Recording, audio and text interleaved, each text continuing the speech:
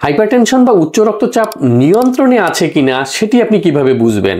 আমরা যখন ডায়াগনোসিস করি আপনার হাইপারটেনশন বা উচ্চ রক্তচাপ রয়েছে, তখন আমরা কি করি? আপনাকে ট্রিটমেন্ট দিয়ে দেই। ট্রিটমেন্টের প্রথম হলো যে আপনি ডেইলি এক্সারসাইজ করবেন, ফিজিক্যালি অ্যাক্টিভ থাকবেন।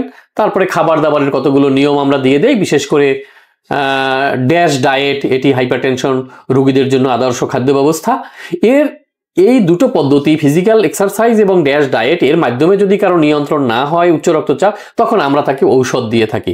এই ঔষধ খাওয়ার পরেও আপনার উচ্চ রক্তচাপ নিয়ন্ত্রণে আছে কিনা সেটি আপনি কিভাবে বুঝবেন?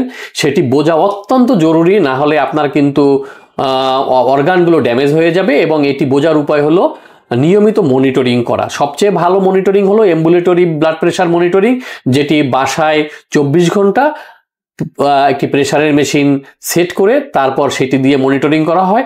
দিনে রাতে 24 ঘন্টার কোনো সময়ে আপনার প্রেশার নিয়ন্ত্রণের বাইরে আছে কিনা সেটি দেখা অত্যন্ত জরুরি। এবং প্রত্যেক উচ্চ রক্তচাপের রোগী যারা ঔষধ খান তাদের অন্তত বছরে একবার এই টেস্টটি, এই চেক আপটি করে দেখা উচিত আপনার রক্তচাপ নিয়ন্ত্রণে থাকছে কিনা।